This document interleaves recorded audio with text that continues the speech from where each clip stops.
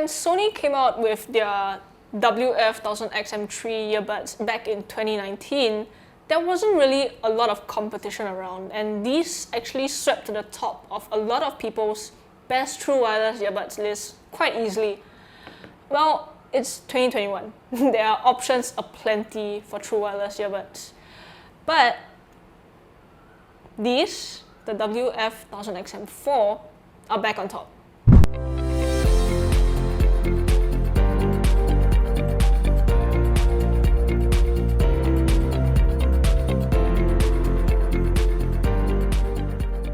Hey guys, we have the Sony WF-1000XM4 with us today, and unfortunately, this pair that I'm holding on to will have to go back to Sony in a few days. So while I was actually planning to do a standalone comparison with the XM3, it will unfortunately have to be a short one in this video. Before we get into the review, don't forget to hit that subscribe button and turn on notifications so you don't miss out on upcoming videos. Let's talk design first. These are radically different from the XM3s with a brand new earbud shape, brand new case shape and texture, and I have to say, I'm all for this. Looking at the case first, Sony calls this silver, but honestly, it looks more like a beigeish sandstone color, and there are tiny shimmery specks which are only noticeable up close, and I really like it. The texture of the case is also really interesting, and it's the same texture on the earbuds. It's almost like a rubber-ish soft touch coating on the plastic, but not as smooth as the black area on the XM3s. Regardless, this means that the case and earbuds aren't slick, so you won't have to worry about a slippery case or earbuds. There's a small LED indicator on the front in between where the lid meets the body of the case, and it's directly taken from the XM3, which is nice. It looks sleek and integrated. Open up the lid and you get the earbuds inside. The earbuds look way different from the XM3. Gone is the elongated piece that sits outside the ear, in favor of a bulbous shape that does protrude from the ear slightly, but at least it doesn't look as much like a work headset anymore. There's a copper ring that houses the microphone, and I quite like it. It was also present on the XM3s, but more subtly there. I think this is a pretty standout design, and while I don't like my earbuds to be too attention-grabbing, I do like this. The ear tips are changed too, from the standard silicone to a polyurethane foam material that acts kind of like a foam tip.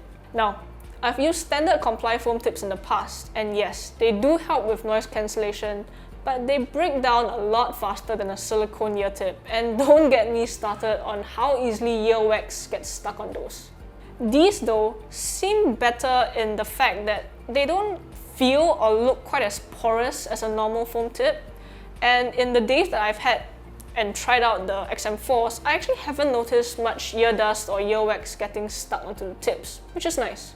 That being said, I'm definitely unable to test the longevity of the ear tips, and I think you should actually mentally prepare yourself to buy replacement tips if you're planning on using these earbuds for a long time. Here's a tip for you guys. Don't try to just shove the earbuds into your ears. Roll the tip between your fingers first and then insert the earbud into your ear and kind of let the foam expand to form that seal. If you just shove the earbuds into your ears, you'll end up getting a bit of wearing fatigue after a while. That being said, getting the right ear tip fit on these are really important, especially because the earbuds are so bulky. Also, shout out to Sony for improving their packaging and removing plastic. Sonos did the same thing with their Roam speaker earlier this year, and I thought it was fantastic, so props to Sony for kind of going with this recycled paper material and, just being more sustainable. The box itself is also darn sturdy, so you don't have to worry about your earbuds getting crushed or anything like that. Now that we're done with design, let's go into the features as well as the Sony Headphones app. You get touch controls on these, and they're relatively responsive. There's a lot though, so you really need to memorize what tab does what on which earbud. Here's the list, starting with the left earbud. Single tap toggles between noise cancelling or ambient mode. Double tap either picks up or hangs up a call. Triple tap does nothing, and a long tap and hold actually activates Sony's quick attention feature, where you hold the fingertip to the earbud and it actually lowers the volume of your music and pipes in external noise or rejects a call. On the right earbud, it's a single tap for play pause, double tap to either skip forward or pick up and hang up a call, triple tap for previous song, and long tap to pull up your phone's voice assistant or reject a call. Yeah, it's a lot. Thankfully, you are able to assign what feature you want to the touch sensor on either earbud. For example, you might want to change both earbuds to playback control, or maybe you don't need playback control and you don't need call control. You can change either the left or the right earbud to volume control, which is actually what I do. My point is, you get a lot of customization here. Sure, you might not be able to customize what each single tap, double tap, triple tap does, but Sony actually gives you a lot more control in this aspect as compared to some of the other brands out there, where you can't even change anything at all. As for voice assistant, you can select between either using the voice assist function on your mobile phone, or Google Assistant, or Amazon Alexa, provided you've downloaded the respective apps. Or you can just turn it off like me, if you don't use any voice assistants. You can choose whether you want the earbuds to automatically power off if they're left out of the case or your ears for a period of time, and you can also choose whether you want wear detection on or off. Sony's app is truly one of the most comprehensive ones I have ever tried, and it's actually a joy to test the Sony product because of, well, the app just covers everything, and I don't really have to figure out the app again because it's all clearly listed. You get to toggle between noise cancelling, ambient sound, or everything turned off in the app, as well as choose the level of ambient sound you want. There's also the speak to chat feature, which first came out in the WH-1000XM4 headphones. It detects when the wearer is speaking and lowers the volume of music automatically while turning on ambient sound. There's an EQ feature here, and I absolutely love Sony's EQ. You get a whole bunch of presets as well as 2 custom slots for you to save your own EQ setting if you want. You get to choose whether you want to focus on sound quality or connection stability, turn on Sony's DSEE Extreme Upscaling, as well as analyze your ears for Sony's 360 reality audio offering. And of course, you can see the battery levels of each earbud as well as the charging case at the top. I think every brand should take a page out of Sony's playbook when it comes to companion apps. It's just that good. The WF-1000XM4 supports Bluetooth 5.2, which is definitely what you want to see when it comes to a pair of high-end flagship earbuds.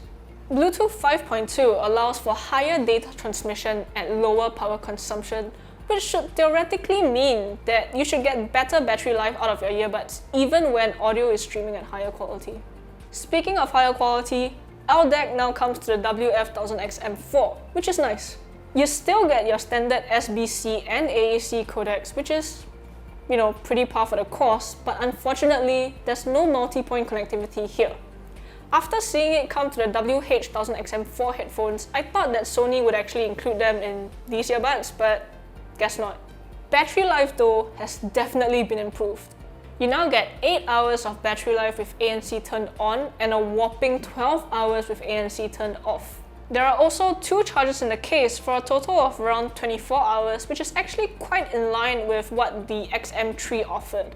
But keep in mind that the case is actually smaller than the XM3 and you do get better ANC than the XM3s as well, so I think it's a win for Sony here. Also, there's wireless charging. It's insanely convenient. All I have to do is plop the case onto one of my wireless chargers every couple of days and I'm good to go wherever, whenever. There's also IPX4 water resistance now, so you have an official IP rating if you want to bring this out for exercise or for a run and still feel comfortable.